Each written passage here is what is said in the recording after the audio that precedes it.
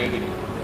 Jadi lagu ini kebetulan memang udah aku ciptain rencananya. Kita nih mau ada project duet antara aku sama Syabila. Jadi secara aransemen segala macam kita udah persiapin untuk lagu duet. Tiba-tiba begitu liriknya gitu ya, terus Syabila isi vokal, aku kok langsung merasa kayaknya dia bisa lebih mewakili liriknya secara secara rasanya gitu. Terus aku coba diskusi sama dia, Kak, coba deh kamu nyanyi satu lagu ini nggak usah ada suara papa. Aku pengen tahu nih aransemennya akan papa bawa gimana. Lagi diskusi masalah itu dan ternyata bagus ya. Terus aku kembangin di aransemen, terus aku ya tongklek ke rumah dan nggak sengaja ya, kalau tongklek main ke rumah pasti ke studioku nongkrong gitu kan, kita dengerin lagu. Dan salah satunya aku lagi minta pendapat nih, Kle, bagus nih Kle, gue lagi produksi bilang ya, keren bro, gue bilang gue mau dong nih lagu, dia bilang buat film gue, dia bilang oh ya udah. Jadi akhirnya kesannya tuh kayak jadi kita bikin aransemennya baru di situ. Nah aransemennya ya kita diskusi lah berdua gitu. Intinya Syabila kasih referensi Charlie Bird gitu. Dan kayak gini Pak, maksudnya yang sesuai sama karakter vokalnya Syabila. Jadi vokalnya Syabila ini tipikalnya mungkin aku bisa announce di sini bukan kayak festivalan, ya vokal festivalan atau kayak idol yang memang yang harus teknikal gitu loh. Syabila ini aku melihat dia punya gaya menyanyi yang berbeda sekali gitu. Nah, ini yang menarik nih buat aku. Aku nggak nyangka gitu. Mungkin karena dia juga nyiptain lagu, jadi dia juga tahu cara ngebawainnya gimana gitu. Nah ini secara itunya aku bebasin dia gitu. Mungkin kakak bisa cerita apa referensinya. Ya, jadi menurut aku lagu ini aku pengen inspirasi Charlie Bird itu karena kayak pertama kayaknya cocok aja buat anak-anak seumuran aku gitu. Pasti anak-anak seumuran aku bakal suka dan bisa menikmati lagunya. Terus ditambah melodinya, maksudnya musiknya papa yang bikin, jadi udah pasti keren kalau dibikin aransemen ini. Sabila, tapi kamu sendiri suka menyanyi dan nulis lagu tuh dari umur berapa sih? Kalau misalkan suka musik udah dari dulu, karena pas soalnya aku nggak tahu mas, tiba-tiba bikin aja lah kamu bilang. Aku mulai nulis lagu sebenarnya SMP, tapi beda banget sama cara nulis lagu aku sekarang. Dulu tuh iseng-iseng doang, megang gitar, megang piano, terus bikin lirik-lirik yang menurut aku kayak kurang bagus. Tapi pas SMA aku udah kayak tahu musik-musik yang aku suka kayak gimana. Nah dari situ aku terinspirasi kayak oh kayaknya aku bisa nih nulis. Jadi SMA aku mulai nulis lagu sendiri. Tapi suka sering sama papa juga nggak sih waktu kamu nyanyi gitu? Nulis lagu apa? Nah kalau aku diem-diem aja pas nulis. Aku nggak suka kasihin, soalnya nanti aku komen-komen. Aku takut. Jadi mendingan kalau aku udah percaya diri kayak udah selesai baru aku kasih papa. Jadi dia rekam semua itu di voice note-nya dia main piano dan dia juga main piano.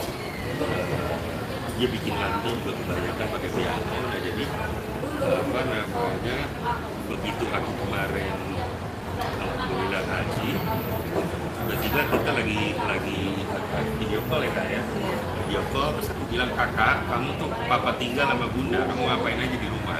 Jadi aku tuh sering nyuruh dia bikin lagu lah Kak, atau latihan nyanyi lah Kak gitu loh. Sering Pak, aku laguku udah banyak loh, nggak pernah kasih tahu papa, nih aku kirimin semua ya Pak, dikirimin. Jadi udah aku tuh dengerin di Mekah tuh, dikirimin semua lagu-lagu.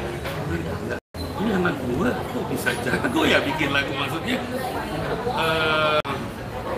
apa ya, di umur semuda dia itu kamu belum 17 dia udah bisa punya warna lagunya, karakternya kuat gitu ya. Terus papa sendiri, aku bilang sama dia, papa sendiri belum tentu bisa bikin lagu kayak gini gitu.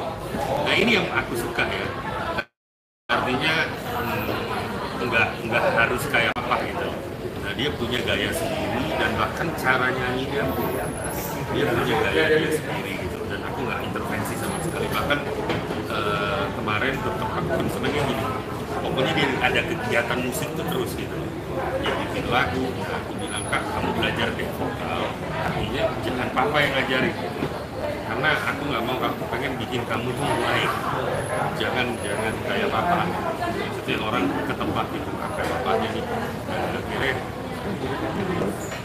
boleh disebut Kak KB. Kak KB dia latihan sama Kak KB. Cocok tuh ya. Mas Baby, sebagai orang tua sejak ngelihat bakat Sabil sendiri dari umur berapa sih? Sebenarnya bakat dia itu udah dari bayi sih, semua anakku tuh udah kelihatan gitu lah, artinya semua itu pasti merasakan yang aku panggung, kita main piano berdua gitu ya, sampai umur 5 tahun waktu pangkuan gitu. Dan begitu si Abila ini dari umur 6-7 ini udah kelihatan kalau dia memang beda sama adik-adiknya. Dia memang suka ngulik sama kayak aku. Jadi kalau dengerin musik itu yang dibahas itu bukan cuma enak atau enggak lagunya, tapi kok ada isian yang ini, ada gimmick yang ini, kok ini gimana sih Kak, kok musik dia tuh kayak begini, cara bikinnya gimana. Nah ini aku ngelihat emang dia beda sendiri gitu. Dan itu udah dari umur ya 10 tahun, dari 9-10 tahun ke atas tuh udah mulai kelihatan gitu, dia suka main piano sendiri, terus suka belajar laguku juga ya, dia belajar laguku, dia nyanyi-nyanyi gitu. Jadi, tapi aku sama sekali nggak intervensi selama ini untuk apa yang dia rasain, dia harus bikin lagu kayak apa. Makanya tadi aku surprise gitu kalau ini relate sama aku gitu, relate sama yang mana nih. Mas Baby kan juga seorang vokalis, songwriter juga ya, musisi lah katakan.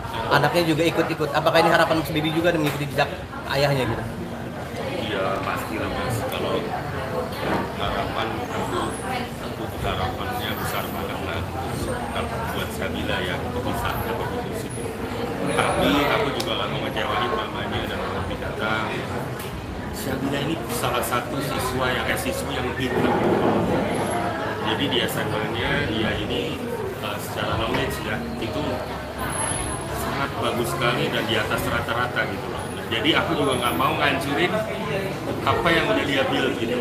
Jadi aku tetap kasih pilihan ke dia. Intinya gini, Kak, kalau musik itu udah darahnya kamu.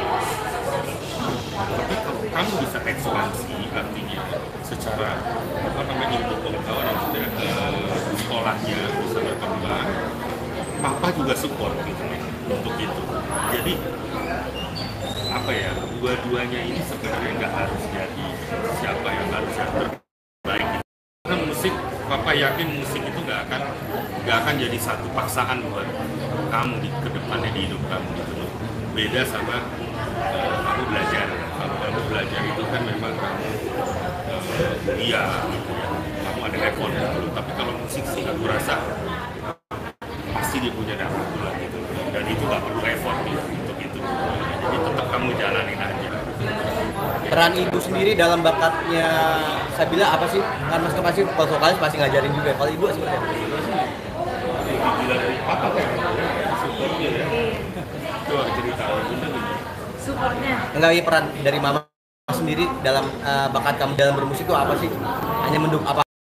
Ya bunda sih pasti ya mendukung banget, apalagi kayak bunda tuh ngasih kalau misalkan jadi musisi kamu harus full package gitu ya kan Kak?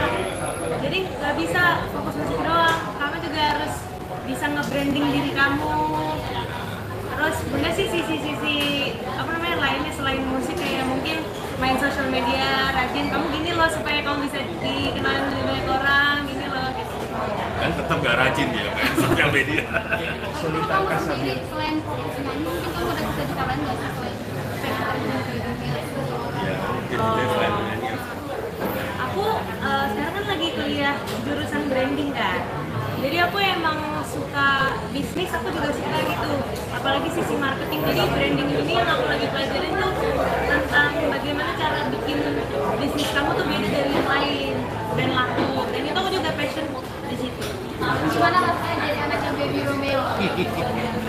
Wah, Jadi nama besar di dunia entertain. bersyukur banget sih, tapi kayak pressure-nya juga gede gitu kan. Karena kan papa udah keren banget, apalagi papa udah mulai dari dulu SMA, terus papa orang tuanya bukan musisi, kalau aku kan papanya musisi, jadi ada yang bantuin. Kalau papa dulu keren banget papa. Ada kesulitan sendiri nggak menjalani musik? Kalau dalam bermusiknya paling itu kayak main sosial media, aku tuh nggak pernah terbiasa dari dulu. Nggak suka dia branding diri dia sendiri malah nggak seneng ya.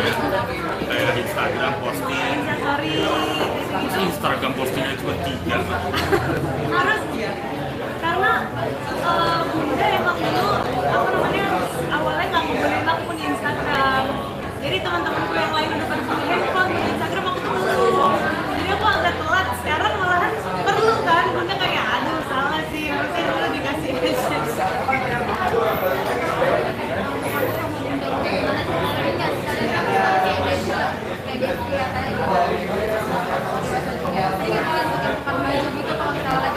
Wah sering banget ini kalau pakai celana bunda. Oh kalau dia mah Sepatu satu bunda. bundanya sangat ini perempuan kafe, tapi kelakuannya dibilangnya ya tetap akhirnya kalau duduk ya ngangkat, kadang-kadang bundanya suka marah. Kamu tuh anak perempuan, jangan duduk kayak gitu, itu bunda paling keren. Ya ibu-ibu lah. Sendiri seperti apa melihat anak cewek ngikutin? Iya, aku sih juga kadang-kadang, aduh Sabila kok seperti gitu ya. Maksudnya, cuma nggak disalahin juga ya, karena apa namanya ya udah darah gimana ya gitu. Tapi lama-lama dia bisa. Mungkin Fadil udah cerita apakah mungkin ada cewek yang atau mungkin ada yang mau PDKT sama cewek, cerita nggak ke mama? Cerita lah. Untuknya justru gue harus cerita karena nilainya tuh bareng mau mereka gimana nih. Cocok nggak nih? Udah checklist semua belum nih? Emang kriteria dari papa sama bunda apa aja sih yang untuk pasangan kamu? Kalau yang aku ingat, papa cuma bilang satu, yang penting cari cowok yang cinta sama kamu. Itu aja yang paling penting karena kalau udah cinta ya semuanya dapet Insya Allah. Kalau kalau udah baru harus yang ganteng, harus yang setia, gitu-gitu baru bunda tuh. Tapi udah pernah pacaran? Udah pernah ada yang lolos seleksi bang?